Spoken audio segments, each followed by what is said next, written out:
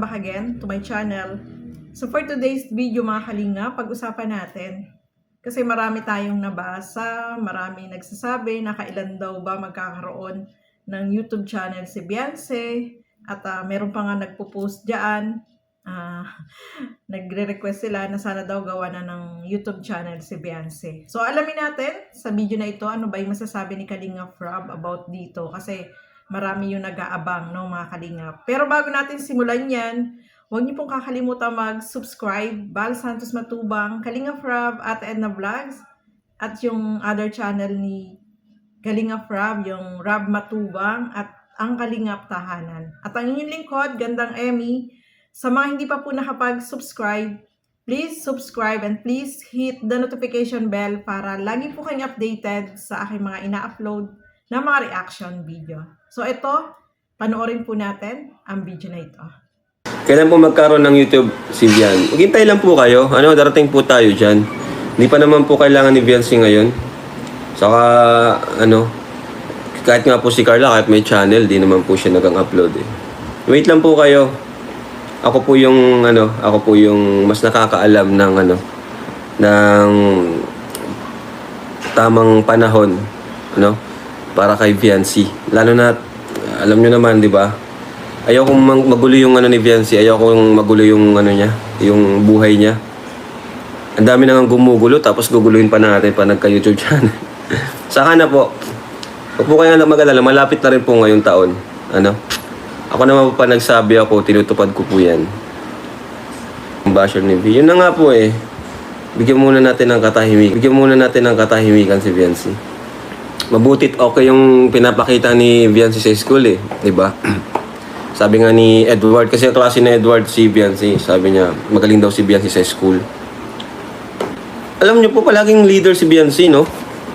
Ibig sabihin magaling talaga kapag ikaw ay ina-assign na leader. So maganda, magaling yung pinapakita ni Beyonce sa school. 'Di ba? Tapos may serye pa, 'di ba? Kumbaga ng pagsasabay niya. Kaya congrats kay Beyonce. So yun po na mga kasukay, mga kalingap. Kahit sa Facebook, meron tayong nabasa na post about dyan na sana daw gawa na ng YouTube channel si Beyonce. Kasi marami yung nag-aabang, marami yung nag-aantay. So, narinig naman ninyo po yung sagot ni Kalingap Frab, no? Mga Kalingap, na may tamang panahon dyan. Ngayong year, sabi nga niya, kapag sinabi naman niya, ay ginagawa niya. So, mag-antay-antay tayo, no, mga Kalingap, doon sa mga at dyan na magkaroon ng YouTube channel itong si Beyonce. So, alam naman natin, pag sinabi ni Kalingap Frab, ginagawa naman po niya yan. Kagaya, di ba, sinabi niya dati na si Carla, gagawan niya ng YouTube channel. So, ginawa naman niya. So, si Beyonce, sabi nga niya, mag-antay-antay lang kayo, may tamang panahon dyan. At saka si Beyonce naman po ay busy sa kanyang pag-aaral. So, kapag may YouTube channel siya, parang hindi niya rin maasikaso. Di ba? Napansin niyo si Carla, hindi siya gaanong nag-upload, bihira. Yung live niya, bihira din. So, ganun din si Beyonce, no? Kasi yung time niya talaga is more on pag-aaral. So, may good news pa nga dyan si Kalinga Frab kasi nasabi niya dyan na si Beyonce daw ay laging leader sa school. Magaling daw si Beyonce. So, congratulations kay Beyonce kasi talagang yung pag-aaral niya ay pinagsisikapan niya na mas lalong umangat, no, mga kalingap. Kasi yun naman yung hiling ng mga sponsor, di ba, na basta focus sa pag-aaral, no. Tama yun, no.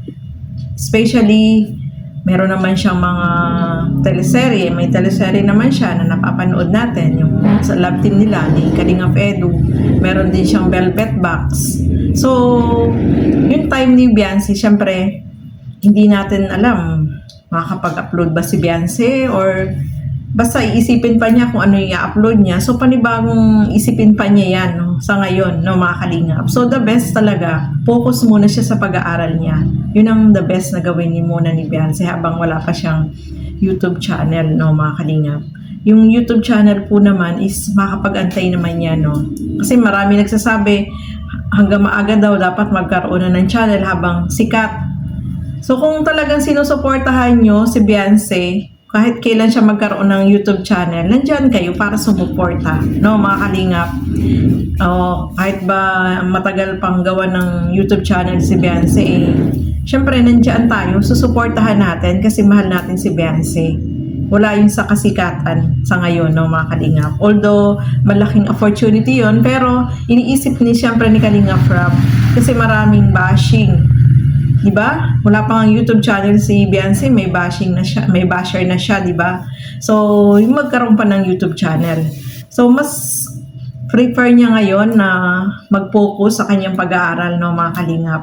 At may good news nga dyan si Kalingap Rob na talagang mas lalong ginagalingan ni Beyonce yung kanyang pag-aaral. So, yun ang maganda doon, no? At sa mga, sabi nga nila, yung mga nambabas kay Beyonce, yung iba daw one-sided, ang gusto lang si Beyonce. So, wag naman ganun, no, mga kalingap. Kasi mas maganda, suportahan natin yung kanilang love team, ang EDC. Kasi parehas naman silang